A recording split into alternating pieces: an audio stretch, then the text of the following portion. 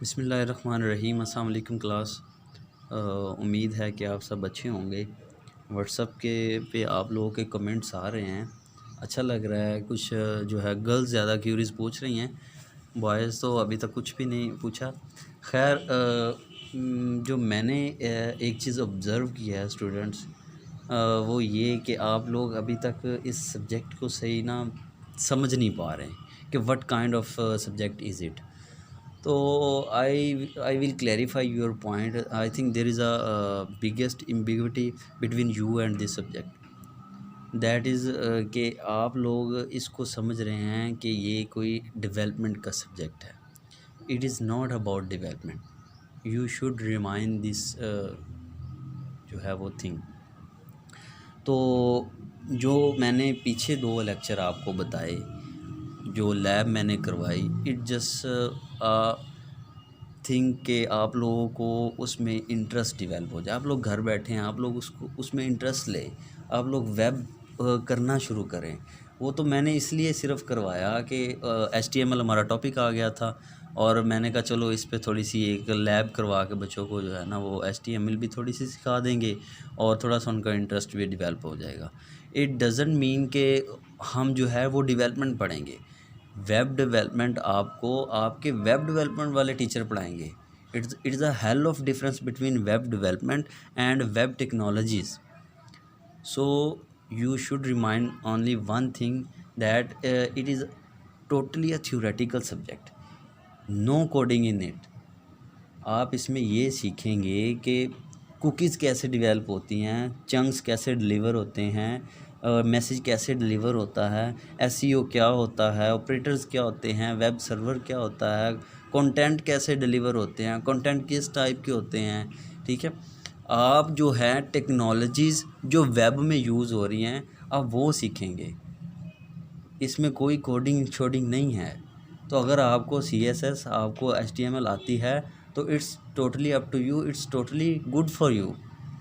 ठीक है, आप इसको अच्छी तरह ये समझ लें कि इसमें आपको मैं जो टेक्स्ट ट्रांसफ़र होता है आपका वो बताऊंगा कि किन किन वे से ट्रांसफ़र होता है। वेब क्या चीज़ होती है, उसमें होस्ट क्या है, उसमें वर्चुअल होस्टिंग क्या होती है, उसमें प्रॉक्सीज़ क्या हैं।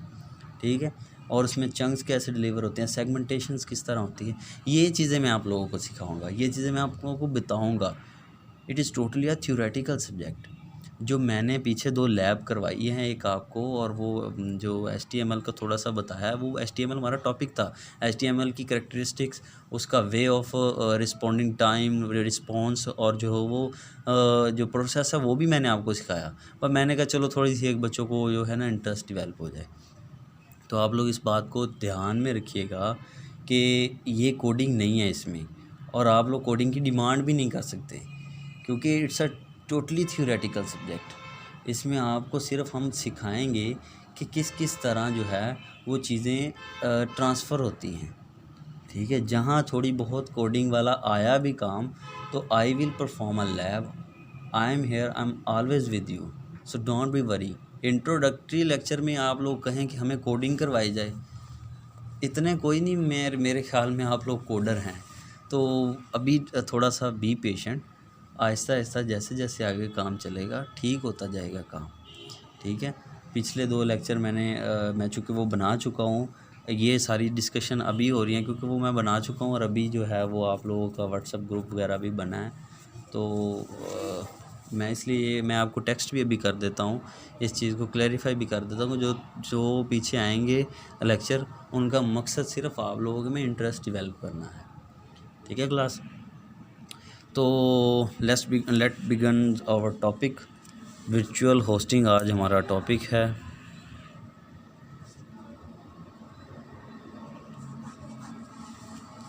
वर्चुअल होस्टिंग क्या होती है? आप इसे कह सकते हैं multiple domain name in a single server. Multiple domain name in a single server. So multiple domain name in a single server से क्या मुराद है? मैं आपको एग्जांपल देता हूँ कि एक सर्वर मैंने लगाया है और उसे मैं नाम दे देता हूँ ट्रांसपोर्ट सर्वर, कि ये ट्रांसपोर्ट की कंपनीज़ को डील करता है।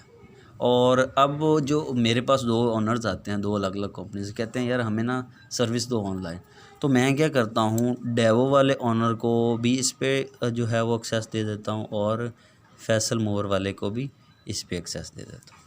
तो क्या है कि मल्टीपल डोमेन है इन अ सिंगल सर्वर, और एक सिंगल सर्वर है। ठीक है, ये बात क्लियर होगी कि इसकी डेफिनेशन क्या है।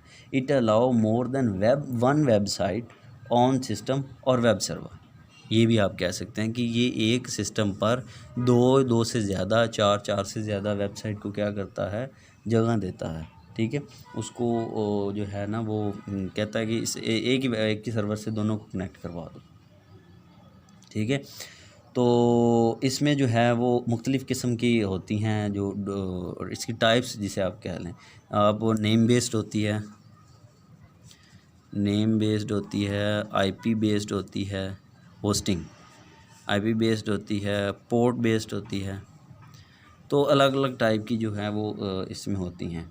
और it has a ability to multiple host name to a single IP address. जो एक सर्वर जो होता है उसका तो एक ही एड्रेस होना है। ठीक है, जो इन डोमेन्स का होगा वो मल्टीपल एड्रेसेस होंगे, मल्टीपल आईपी एड्रेसेस होंगे। तो मैं क्या कहना चाह रहा हूँ, it has ability to multiple host name to a single IP address. ठीक है क्लास, मिसाल के तौर पर एक सिंगल मशीन है जो होस्ट कर रही है मुख्तलिफ़ वेबसाइट्स को, जो कि एसोसिएट है मुख्तलिफ़ डोमेन के साथ, जैसे मैंने आपको बताया। There must be a way for serve to determine the host for which a request is intended. अब जो है वो सर्वर के लिए कहना मैं ये चाह रहा हूँ कि सर्वर के लिए इस बात को लाजमी करार देना है कि मैंने किस वेबसाइट को रिस्पॉन्ड करना है। ठीक है, किस वेबसाइट को जो उसकी तरफ से मुझे आया है, मतलब रिक्वेस्ट आई है, वो मैं इसकी कैसे रिस्पॉन्ड करूँगा। तो देखें ना, 2 हैं। अब मैं कहूँ जी रिक्वेस्ट आई डेवो वाले से, और मैं उसे भेज दूँ जी फैसल मोर वाले के पास, तो इट्स अ प्रॉब्लम। ठीक है, अब इसमें एक प्रॉब्लम जो है वो प्रॉक्सीज़ की भी है, जो कि रिक्वेस्ट स्ट्रीम में घुस जाती हैं। ठीक है, प्रॉब्लम क्या है कि अच्छा ये भी मैं आप लोगों को बता दूं, इधर प्रॉक्सीज़ में हम चलें एक और टॉपिक पढ़ते हैं, प्रॉक्सीज़ क्या होता है। क्योंकि जो है ना वर्चुअल होस्टिंग को समझने के लिए आपको प्रॉक्सीज़ को समझने की ज़रूरत है कि वेबसाइट में प्रॉक्सीज़ क्या चीज़ होती हैं। इसको मैं आपको एक मिसाल से समझाता हूँ कि आप और गवर्नमेंट इनमें कौन जो है वो कम्युनिकेशन कैसे होती है। फॉर एग्ज़ाम्पल, अभी तो आप लोगों के कौंसल और यूनियन कौंसल वगैरह बने हुए ना इस टाइप के आपके मोहल्लों में। तो आपके पास एक है इशू। ठीक है, इशू है बहुत बड़ा आपके इलाके का। तो आप उसे क्या करते हैं, अपने जो है वो काउंसलर साहब को बताते हैं, काउंसलर क्या करता है, अपनी जो है वो सारे मोहल्ले के मसले सुनता है, सुन के जो यूनियन में जाता है, यूनियन को बताता है। यूनियन क्या करती है, उसमें भी लोग बैठे हुए हैं, यूनियन मसले सुनती है काउंसलर के, अगर तो जायज़ हों तो वो क्या करती है, ऊपर चले जाते हैं जी डीसीओ के पास। फॉर एग्ज़ाम्पल डीसीओ के पास चले जाते हैं।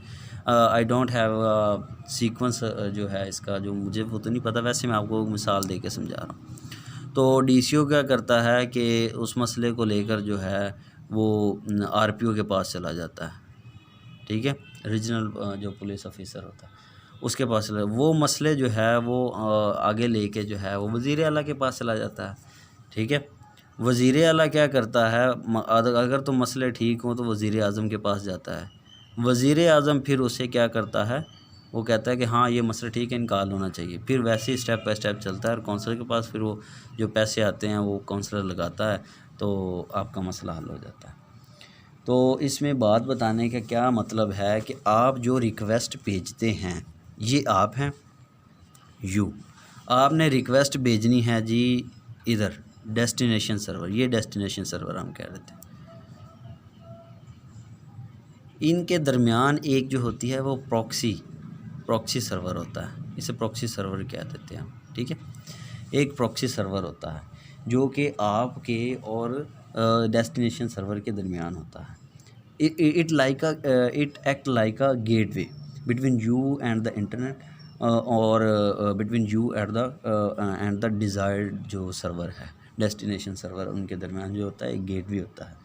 इस पे बहुत सी जो है फंक्शनैलिटीज़ होती हैं, जैसा कि फंक्शनैलिटीज़ को परफॉर्म करता है security, privacy, and it's these functionality are totally depend on the user side, कि वो यूज़र ने जो प्रॉक्सी सर्वर बनाता है उसने फ़िक्स की होती हैं कि इस पे मैं कौन सी सिक्योरिटी रखूँ, कौन सी प्राइवेसी रखूँ, ठीक है, कौन सा प्रोटोकॉल रन करूँ। मतलब इस पे 1.0 भी है HTTP और 1.1 भी है, ये भी अभी हम थोड़ी देर बाद पढ़ते हैं। अच्छा, प्रॉक्सी सर्वर जो होता है वो बेसिकली एक कंप्यूटर ही होता है जो इंटरनेट पर होता है। इसका अपना एक जो होता है वो IP एड्रेस होता है, इसका जो होता है वो अपना एक IP एड्रेस होता है, जो कि आपका कंप्यूटर भी जानता होता है और इधर से वेब सर्वर भी जानता होता है। जब आप जो है वेब रिक्वेस्ट भेजते हैं तो पहले क्या होता है, वो प्रॉक्सी सर्वर के पास आती है, ठीक है। देन क्या होता है कि आपकी रिक्वेस्ट के बिहाफ पे वो जो है वो इससे क्या करता है, रिस्पॉन्स को कलेक्ट करता है, ठीक है, और फिर इसको जो है फॉरवर्ड कर देता है उस वेब पेज पर जो कि आपने खोला होता है, ठीक है। इस तरह आपकी जो रिक्वेस्ट जो आती है वो with the help of proxy server जाती है। अब देखते हैं कि इसका काम क्या होता है, ठीक है, प्रॉक्सी सर्वर कैसे लगाते हैं इसको, कैसे जो है वो ऑपरेट करते हैं। अच्छा, एक तो इसका काम है कि it can change your data.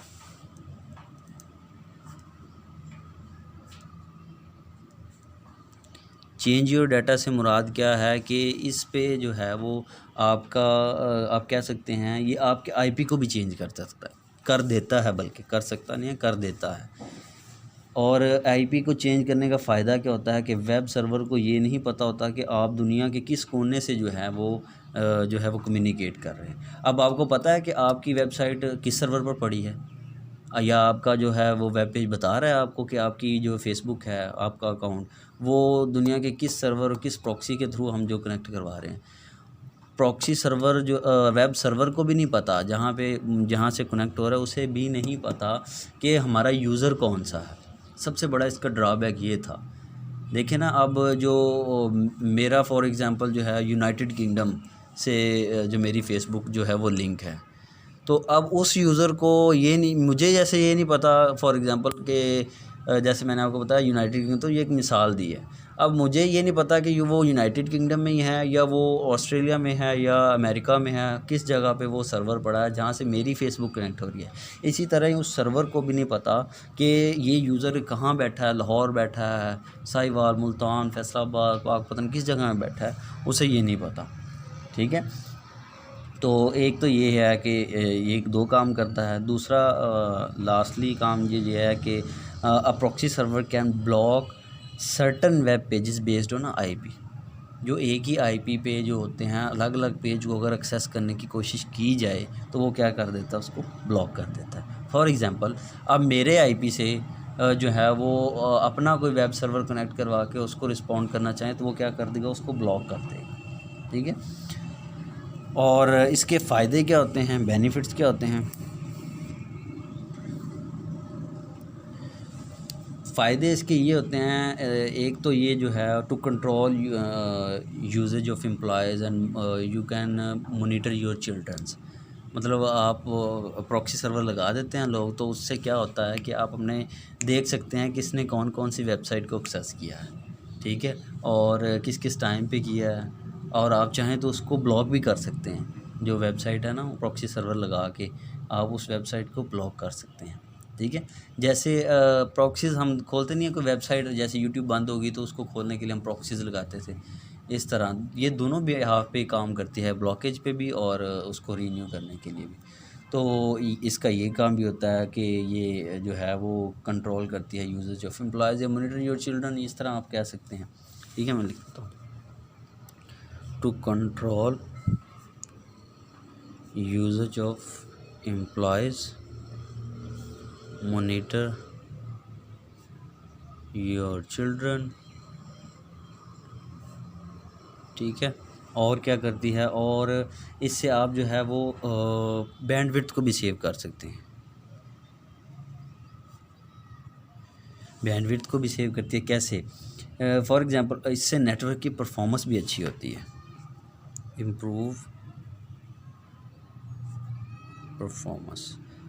ज़ाहिरी बात है, आप जब बैंडविड्थ को सेव कर लेंगे तो आपकी नेटवर्क की परफॉर्मेंस अच्छी हो जाएगी। फॉर एग्जांपल जैसे अगर आप एक साइट खोलते हैं तो जब दूसरी दफ़ा वही साइट खोलते हैं ना, तो पहली दफ़ा खोलने के मुकाबले में उसका कम टाइम लगता है आपको, वो यकदम खुल जाती है, क्योंकि आपकी कुकीज़ में वो कहीं ना कहीं वो सेव होता है डाटा।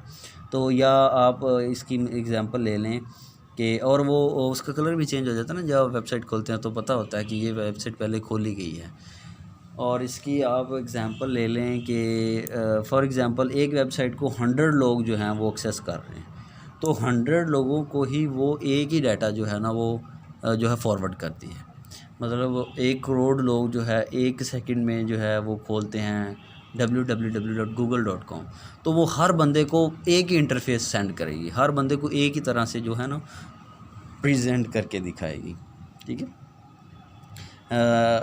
एक तो ये 2 काम 4 काम ये हो गए। इसके अलावा क्या कर सकती है वो, आपकी प्राइवेसी को इम्प्रूव करती है। जैसे कि मैंने आपको बताया कि वो आपके आईपी एड्रेस को क्या कर देता है, प्रॉक्सी सर्वर जो है वो चेंज कर देता है। ठीक है, तो आगे वाले सर्वर को, जो डेस्टिनेशन सर्वर है, उसे नहीं पता होता कि ये कौन सा प्रॉक्सी जो है वो हमारे साथ कनेक्ट करने की कोशिश कर रहा है। उससे क्या होती है, आपकी जो है वो प्राइवेसी भी कंट्रोल होती है। सिक्योरिटी भी आप कह सकते हैं, सिक्योरिटी भी इम्प्रूव होती है इससे। ठीक है, और आप इससे बहुत सारे रिसोर्सेज को ब्लॉक भी कर सकते हैं, ब्लॉक रिसोर्सेज के जो है वो फ़लाँ जो है वेबसाइट जो है अल्हम्दुलिल्लाह फ़लाँ वेबसाइट जो है वो मैं उसको ब्लॉक करना चाहता हूँ कि वो जो है वो मेरे सर्वर के साथ, डेस्टिनेशन सर्वर के साथ क्या ना हो, कनेक्ट ना हो। तो ये थोड़ा सा जो है वो इसके जो काम और फंक्शनैलिटी और जो इसके फ़ायदे थे। अब जो है वो हम इसका प्रोसेस पढ़ते हैं, और जो हम असल में वर्चुअल होस्टिंग पढ़ रहे थे। ये तो मैंने आपको सिर्फ प्रॉक्सीज़ के बारे में बताया ना कि प्रॉक्सीज़ क्या होती हैं, जो सेंटर वाली जो है ना, वो सेंटर वाला जो मैकेनिज़्म है वो। अब ये सारे प्रोसेस को हम पढ़ते हैं कि वर्चुअल होस्टिंग होती कैसे है। अब जो है वो रिक्वेस्ट जो है, फॉर एग्जांपल आपने फेसबुक को एक्सेस करने की रिक्वेस्ट जो है, या याहू को एक्सेस करने की रिक्वेस्ट जो है वो आपने दी है। आपकी रिक्वेस्ट कहाँ पे जाएगी, होस्ट सर्वर पर जाएगी, और होस्ट सर्वर पर जाएगी तो उन्हें क्या करेगी, वो आगे डेस्टिनेशन सर्वर को प्रोवाइड करेगा। अब जो रिक्वेस्ट होस्ट सर्वर पर जाएगी ना, होस्ट सर्वर डेस्टिनेशन सर्वर, अब जो रिक्वेस्ट इधर आएगी ना, उसमें उसके एड्रेस में, और जो रिक्वेस्ट इधर आएगी उसके एड्रेस में स्लाइटली डिफरेंस होगा। मिसाल के तौर पर मैं आपको बताता हूँ कि पहले हम बताते हैं कि request reaches to the host, अब होस्ट पे जा रही है। ठीक है, तो फॉर एग्जांपल इसकी हम मिसाल याहू की मिसाल देते हैं। उसका आईपी जाएगा गेट क्यू, आगे उसका जनाब याहू, आगे लिखा होगा HTTP 1.0। अच्छा, ये भी मैं आपको बता दूं कि ये क्या होता है। ये तो मैंने आपको पीछे बताया हुआ, गेट और जो है वो पोस्ट का मैंने आपको लास्ट लेक्चर में बताया कि सिक्योर करने के लिए और इनसिक्योर जो होता है वो ये गेट लगता है। और ये मैंने पाथ जो है वो आपको सबसे पहले वाले लेक्चर में बताया, ये पाथ होता है। ठीक है, ये जो है वो सिक्योर जो इनसिक्योर जो टर्म में यूज़ होता है। और ये क्या होता है, HTTP 1.0। HTTP जो है 1.0, ये जो है वो इसे आप कह सकते हैं कि top version of HTTP in which the top TCP IP जो है वो प्रोटोकॉल रन कर रहा होता है। मतलब ये एक तरह की सिक्योरिटी का एक मेकनिज़म है जो आपके जो इस URL को क्या करता है, सिक्योर करता है। ठीक है, इसमें टॉप लेवल के जो TCP IP जो होते हैं वो लगे होते हैं, जो कुकीज़ को और उसको वेल मेंटेन करते हैं टॉप लेवल पे। अच्छा, ये पुराना वर्जन है। अब जो हम बात कर रहे हैं ना अभी, जिस रिक्वेस्ट की हम बात कर रहे हैं वो इस पे जा रही है कि 1.0 पे जा रही है। ठीक है, तो हमने क्या किया, अब जो यहाँ से यहाँ रिक्वेस्ट आई है ना, वो है डाटा ये जो एड्रेस है वो ये आया।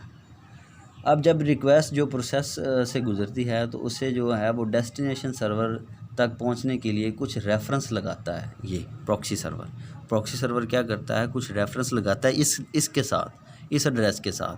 ये जो एड्रेस आया है ना, ये हमने भेजा है उसे कि मुझे याहू जो है ना, उसका जो है ना वो फाइनेंस का डिपार्टमेंट जो है, मुझे वो गेट करके दिखाओ, उससे ना डेस्टिनेशन सर्वर से रिस्पॉन्ड करके दिखाओ। तो ये वाले मैंने रिक्वेस्ट इसको भेजा है इस आईपी के थ्रू, मतलब सॉरी आईपी कह रहा हूँ, एड्रेस के थ्रू। ठीक है, अब इसने आगे इसको भेजना है तो क्या करना है, इसके साथ क्या करना है, रेफरेंस लगाने हैं। अगर वो नहीं लगाएगा तो इन्फॉर्मेशन लॉस हो जाएगी कि वो यूज़र ने क्या क्या इन्फॉर्मेशन गेट करने की कोशिश की है। ठीक है, और जो आगे प्रॉक्सीज़ हैं उनको भी आइडिया नहीं होगा कि किस सर्वर को रिक्वेस्ट जो है रिसीव करवानी है या किस सर्वर ने आगे रिक्वेस्ट लेनी है, अगर रेफरेंस नहीं लगे होंगे। इसलिए इस यूआर के साथ क्या करते हैं, इनिशियल रिक्वेस्ट लाइंस की जो होती है वो ज़रूरत होती है कि इनिशियल रिक्वेस्ट लाइंस लगें, इसके साथ कुछ ना कुछ रेफरेंस लगें, ताकि उसे भी पता हो कि मैंने पिछले यूज़र को क्या रिस्पॉन्ड करना है। ठीक है, और वो क्या गेट करने की कोशिश कर रहा है। तो इस जो ये आगे इसके पास जो भेजेगा एड्रेस, वो कुछ इस तरह होगा कि गेट ही होगा HTTP फॉर एग्ज़ाम्पल, और हम कहते हैं फाइनेंस डिपार्टमेंट को finance@yahoo.com। ठीक है, आगे QS वो वैसे ही QS याहू और HTTP 1.0। ठीक है, बाकी सारा वैसे ही है, बस उसने क्या किया, उसके साथ ये रेफरेंस लगा दिया और ये रेफरेंस लगा दिया HTTP का। ठीक है, उसने कुछ रेफरेंस ऐड किए, उसने बताया है कि जो यूज़र है वो क्या गेट करने की कोशिश कर रहा है, उसकी डिमांड क्या है। अब जो प्रॉक्सीज़ होती हैं ना, जो कि कनेक्ट होती हैं डेस्टिनेशन सर्वर के साथ, वो इस बात की भी रिस्पॉन्सिबल होती हैं कि इस रिक्वेस्ट को एडिट करें, क्योंकि मैंने पीछे आपको बताया है कि वो एडिट भी कर सकती हैं, और एडिट करके क्या करें, सर्वर के इंफॉर्मेशन को रिक्वेस्ट लाइन से रिमूव कर दें। अब ज़ाहिरी बात है ये सारा प्रोसेस हुआ है, अब रिस्पॉन्स भी तो होना है ना। अब सर्वर की जो इन्फॉर्मेशन जानी है ना इस प्रॉक्सीज़ के पास, ये प्रॉक्सीज़ की रिस्पॉन्सिबिलिटीज़ होती है कि इसकी जो इन्फॉर्मेशन है वो क्या करे, इससे रिमूव कर दे। ठीक है, सो इनके पास जो है ना वो इसका रिकॉर्ड नहीं होता, यूज़र के पास भी, और जैसे मैंने आपको बताया कि आपके पास नहीं पता, आपको नहीं पता कि फ़ेसबुक आपकी किस कंट्री से किस आईपी की एड्रेस जो है वो एक्सेस हो रही है, वैसे सर्वर को भी नहीं आपको पता। ठीक है, तो इससे क्या हुआ कि चोरियां होने लग पड़ी, डाटा जो है वो स्टोल होने लग पड़ा। कैसे, अब जो लोग करते थे अप्रोच किसको, होस्ट को, होस्ट सर्वर को किसको अप्रोच कर लेते थे। अब उन होस्ट के पास क्या है, यूज़र की भी इंफॉर्मेशन है और सर्वर की भी इंफॉर्मेशन है।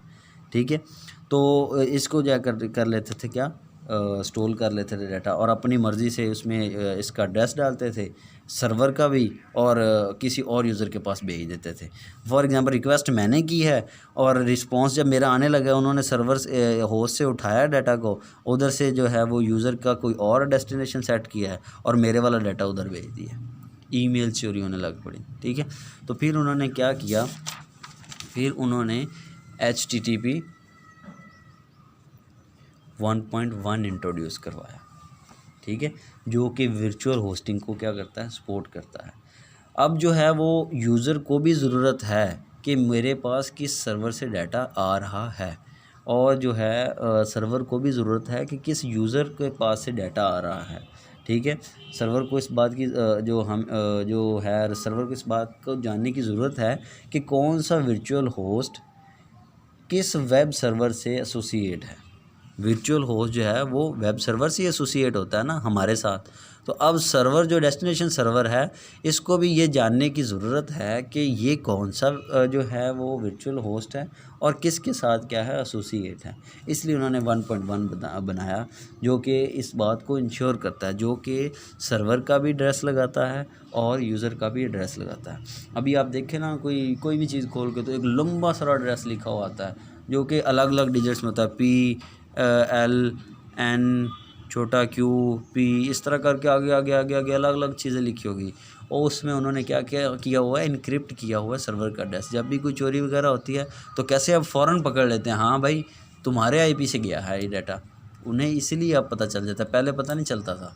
तो पहले क्या होता, लोग क्या करते थे, काम कर लेते थे इस तरह के। अब नहीं होता, अब उन्हें पूरे का पूरा जो है ना रूट पता चल जाता है, ठीक है। तो इसीलिए पता चल जाता है क्योंकि उन्होंने 1.1 HTTP जो नया वर्जन उन्होंने इंट्रोड्यूस कराया, वो उसमें यही है कि यूज़र का एड्रेस भी लगा हुआ जाएगा और मतलब सारी उसकी इंफॉर्मेशन और जो है सर्वर पे भी लगी हुई जाएगी।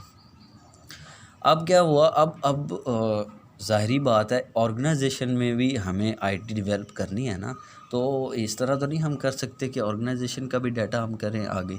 तो इसलिए अब भी कई लोग जो है वो 1.0 जो है HTTP 1.0 जो है वो यूज़ करते हैं, ठीक है। क्या करने के लिए, that's are ready to cut server information, के सर्वर इन्फॉर्मेशन जो है वो किसी के पास जो है वो लीक आउट ना हो। जैसे मैंने आपको डेवो और उसकी एग्जांपल दी है, अगर इस तरह हो तो क्या करें, वो डेवो वाली टिकटें सुकून से वो बेची जाए। तो इसलिए वो क्या करते हैं, वहाँ पे अपना 1.0 लगाते हैं HTTP कि हमारे सर्वर की इन्फॉर्मेशन पे ये ना आ सके, क्योंकि 1.1 को 1.0 का नहीं पता, 1.0 को 1.1 का नहीं पता। तो इसीलिए कई लोग अभी भी ये यूज़ करते हैं HTTP 1.0। सो ये वर्चुअल होस्टिंग थी क्लास आपकी, ये किस तरह जो वर्क करता है। इसमें वर्चुअल प्रॉक्सीज़ पढ़ी है हमने, होप सो कि आप लोगों को अंडरस्टैंड हुआ होगा।